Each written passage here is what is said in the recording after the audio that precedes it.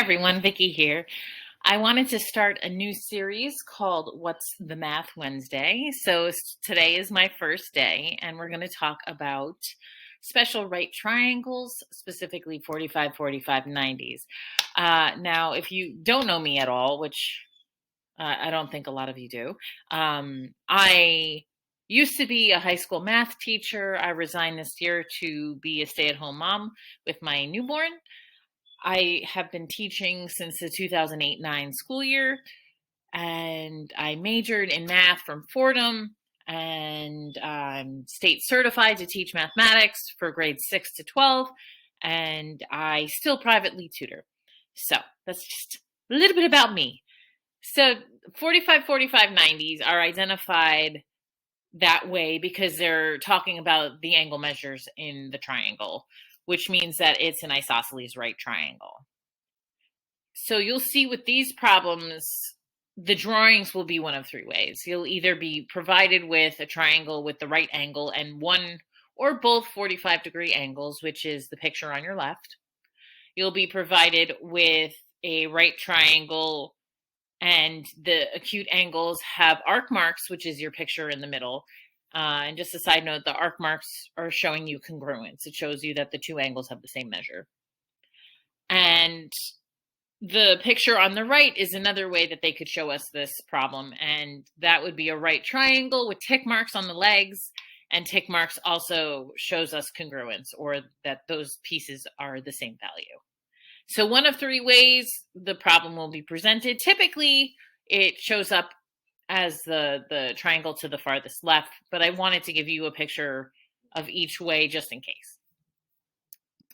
Now, with isosceles triangles specifically, two sides are the same measure, they're congruent. So when it's an isosceles right triangle, the legs, which are the sides that form the right angle, are congruent, they're equal measures. So if you know one value, you'll know both. If you're given the leg and you need to find the hypotenuse, what you need to do is take the leg and multiply that value by radical 2, or square root of 2, depending on how you say that. So in this example, the legs each have a value of 5. So if I wanted to know what the hypotenuse was, then I would take the 5 and multiply it by radical 2, which gives me 5 radical 2, because I can't actually multiply the 5 and the radical 2, because the 5 is a value that's not inside of a radical, and the radical 2 is a value that's inside of a radical. So you can only multiply non-radical values with non-radicals and radical values with the same exact radical, meaning you can only multiply like square root values with square root values. You can't multiply square root values with like cubed root values. It doesn't work like that. So, okay. If you're given the hypotenuse, so in this case, the hypotenuse, which is the blue segment, just an FYI, if you're ever like, I don't know which one the hypotenuse is, always find the right angle and then go across. So in this case, the hypotenuse is 10. So if I wanted to find the leg, I would divide by radical 2, which makes sense because if we're trying to get to a smaller value, right? So we have to divide to get smaller. And if we were manipulating the last equation, which was leg times radical 2 equals hypotenuse, then hypotenuse divided by radical 2 would equal the leg.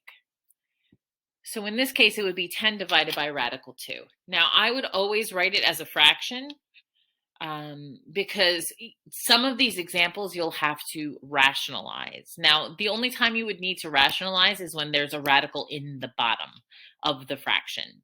It doesn't matter if they're in the top, but in the bottom is a big deal. So in this case, you can't simplify the radicals. Like if there was a radical 10 instead on the top, because the 10 is in a radical and the 2 is in a radical, you can directly simplify. But because the 10 is a whole number and it's not inside of a radical, the 10 and the 2 cannot be simplified. So we have to rationalize this to go further.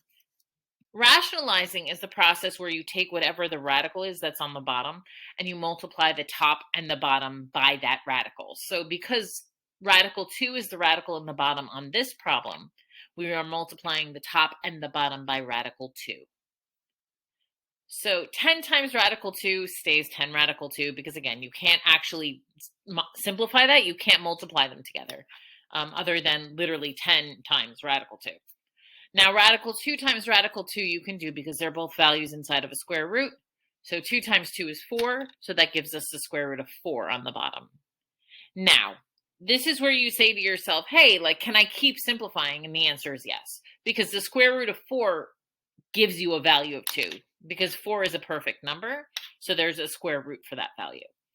So that would take us to 10 radical 2 over 2. And then again, I would say, can I simplify this further? And the answer is yes, because the 10 and the 2 that's on the bottom are non-radical values and have a common factor, which is 2. 2 can go into both of them. So you would want to divide the 10 and the 2 in the denominator by 2. So the 10 would simplify to 5. The 2 in the denominator would simplify to 1. And the answer would be 5 radical 2 over 1, which is just 5 radical 2, because it's redundant to write the 1 on the bottom. So I've given you 3 problems to just practice. I will make a video later of how to do these 3 problems with their answers. For now, I'm just going to give this to you. So number 1 is this problem here. I'm not going to tell you whether the leg or the hypotenuse is provided because that's something that you should be able to look at and know. And in my explanation, I'll go through that too. So you're provided with a side that has the value of 3 radical 2. We know this is a 45, 45, 90. We see the right angle and the 45-degree angle. And they want us to identify the value for y and the value for x. Here's the second problem. So they give us one of the sides having a length of 4. Again, we see this is a 45, 45, 90. And they want us to identify the value for the side with the x and the side with the y. Okay, and our last problem, problem number 3. So they give you a picture with a 45, 45, 90, and they give you a side with the length of 2 radical 6. And they want us to identify the length of the side with the x and the length of the side with the y. So I hope this was a good tutorial for you guys. If you have any questions about this, please let me know. And just in the comments, leave your answers for 1, 2, and 3, what x and y are. And again, I'll post a video showing the explanations later. Bye, guys. Have a great day. I hope you enjoyed this.